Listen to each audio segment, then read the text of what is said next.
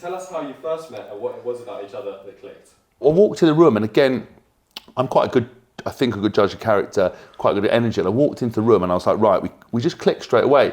That, you know, and I became abundantly clear what a good guy was, what a professional, what it was in regards. Also, his passion for sport, his mutual respect for athletes. I'm fascinated by how people achieve their success and how, you know, Toolroom's become the label it's become. And obviously I kind of idolise Mark in terms of the DJ stuff. So it's kind of a really nice friendship. And then we just got on like a house on fire. And I found, particularly in this industry, people talk a lot, but don't ever deliver. And also of quite sort of difficult characters. Mark and I just bonded. And I was like, it fits in with the whole Toolroom ethos. That's why I'm doing another course with Dean. Dean's part of Toolroom family, great guy. Pete Griffiths, great guy. Ben Remember, great guy. Matt Smallwood, great guy. All his team, you know, and Mark's at the head of it. And you can see why it is the way it is. Music and sport have been huge parts of your lives. What parallels are there between the two disciplines, and what major differences? What I love about James, or anyone who gets to that level of achievement within sport, you know, for me, I've done some great things in music, but I guess if someone said to you, what's the ultimate win professionally in life, and that would be to represent my country. I cannot think of anything greater in life than getting to that point in your chosen sport that you're able to represent your country. And the admiration I have for anyone who gets to that level, for me, is just phenomenal. So, you know, straight away I had this huge amount of respect and for James for getting that far. And I think that level of dedication is transferable into anything. And that's what I loved about James. And I thought, I would love, you know, I think anyone who's done that, I'll get behind. Because if you can do it there's absolutely no reason you can't do it in music. If you have that inherent passion for the same discipline, for the same part of life that you love, then with the right steer, then you can get there. And I think the difference, though, in sport and music is, and I think this is why James and I connect, I think there's two types of people in life, and I stand by this. People who have played team sport and people who haven't. There's a bond and an ethos and an outlook.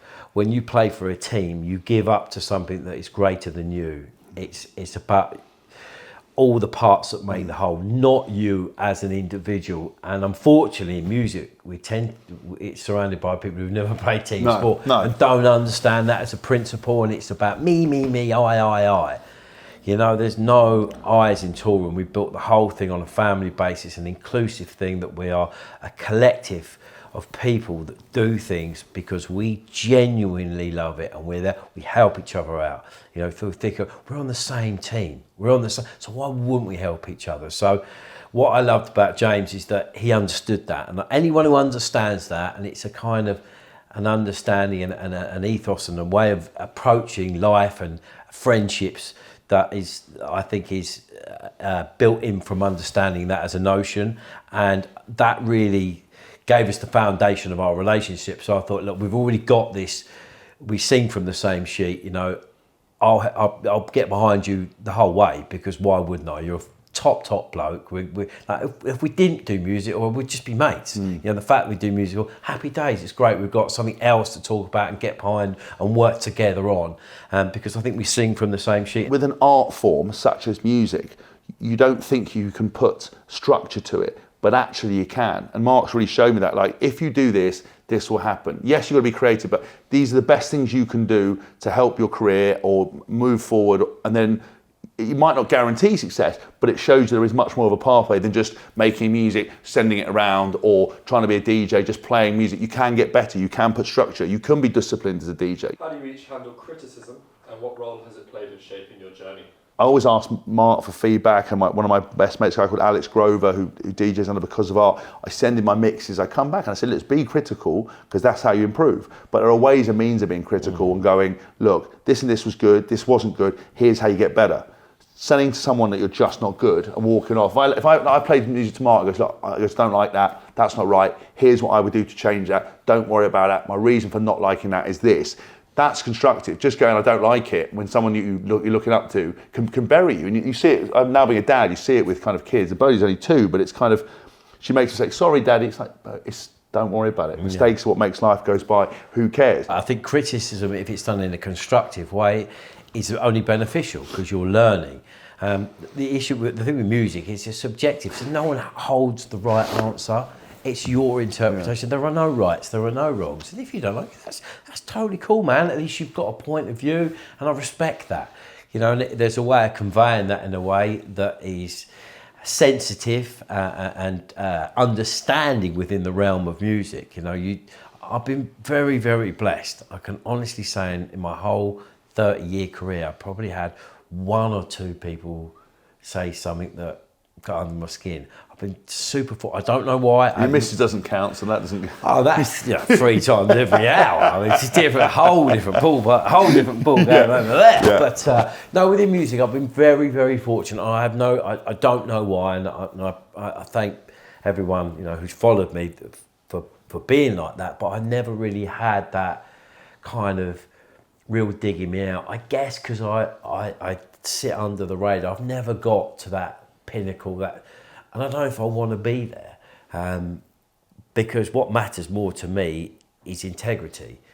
It's not where I get to. Did I get there with complete integrity? And as long as I maintain that, as long as I can walk away and I can stand behind everything I do and walk away with it at the end and go, I'm proud of that. Yeah. I'm totally proud of that. If it doesn't resonate and connect, that's totally cool. That's your subjective opinion on my body of work. But if I can stand behind it and go, I did that because I loved it for no other reason, then all of that just bounces off. What's the most significant lesson you learned from working with other people? Always leading by example, because always show, don't tell. If you can show that you can be in Brazil on Saturday night, yet you're first in the office on the Monday morning and you're the first one to get the kettle on and make the brews, then people, they adopt that principle. Like, I don't have to tell my team anything. If I phone them now, or phone at 2 a.m. on Saturday night, I said, guys, I've got to get in the office. I need you now. They'll be there. And that's not because they feel pressured. It's because I've built an ethos and a way of working through example. Like, if I can do it, if I can be in Sao Paulo Saturday and I'm back in at 9 a.m. on Monday morning, then if you've just had a few beers on a Friday night, you can get in Monday. And everyone's adopted that principle, and we all believe that way. And it's not through fear, it's not through hierarchy, it's just example. And I've always taken that approach of, don't ask anyone to do anything you wouldn't do. I do remember, you know, when I was at Northampton, that moment, not being able to perform, you know, only playing 5 games a season and wanting to try to make the World Cup, having to come in and say to all the lads, I've got to retire, and like breaking down in tears and stuff, and being like, you know, just because you've known your whole life, and then having to transition out into a world, you know, using music as the example, where what's your mark of success? How do you progress? A lot of it's out of your own hands. A lot of it's down to opinion, perspective. Sport is, if you're good enough and you train hard enough and you work hard enough and you perform, you get that. Music it's a slower burn, you know. And also I find it frustrating that we talk about it, you know, people don't respond to emails, people don't come back to you. It's because it's an art form, it's very loose, and people disappear and then they come back. I think the word's unprofessional. I think, in actuality, the actual word is unprofessional. Ethereal and sort of, you know, floaty and loose, basically pretty unprofessional. And so I find that frustrating, because I'm like, you ask to do something, I go and do it. If you want me to fix something, I'll go and fix it. And so that transition into this particular world, where you're not as in control as your destiny as you would want to be, I find hard. But, you know, it's kind of what you've chosen to do. What does failure look like to you? I was very afraid of making mistakes, and I had to work very hard about it. And there was a period. Did you ever, in rugby, ever go into a game of magnitude with that as a fear? Yes, and there's moments where I played inside myself because I didn't want to take a risk. I did what I wanted to do. The understanding is that when you see a finished track, or you see a finished picture, or see a finished painting, you don't see all the discarded projects, all the fucking paper in the bin of all the sketches and all the discarded ideas. You just see the finished article. You don't see what goes into shaping that and what they shaped when they were younger versus what they shape now. And I realised that in life, every time I took to the field after that, I wanted to play as if when I watched it back, I'd see a highlight reel. I'd rather see that, a mistake and big moments, than just mediocrity. And I had to work really hard on it. And I realised that I didn't believe myself as much as I knew that was an issue, but then I obviously got myself into a phase where I was doing okay, but I didn't want to hear bad things about me. So failure for me is never trying and actually not failing. Failing is really important, and you have to work very hard to deal with it, because sometimes you fail on a bigger scale. The more weight comes to it, especially with social media. There's more access to tell you what a failure you are. But I would rather look back and go, I gave it all my shot. Everything was a highlight reel. I had a good go at it. I tried it. They're not doing it, and I think that's real failure. Real failure is never doing anything or starting it at the risk of making mistakes. Agreed. Yeah, that's exactly how I see failure. I don't see failure within specific instances. I think in general, if you don't push yourself in life and try everything, try all those dreams, all of those inquisitive thoughts that you have, try everything, do everything. Because then if you don't, not everything's going to work. Not everything's going to work. You're not going to like everything. But better to stand at the end of life and go, do you know what? I tried absolutely everything. Some things I liked, some things I didn't like, and I didn't pursue.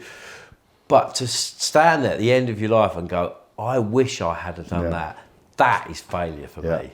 Have you ever questioned your purpose in your careers, and what was the catalyst for these doubts? I've sat down a few times going, like, why the hell am I trying to be a DJ, make music? Like, why do I do it? And life would be a lot simpler if I just stuck to other things.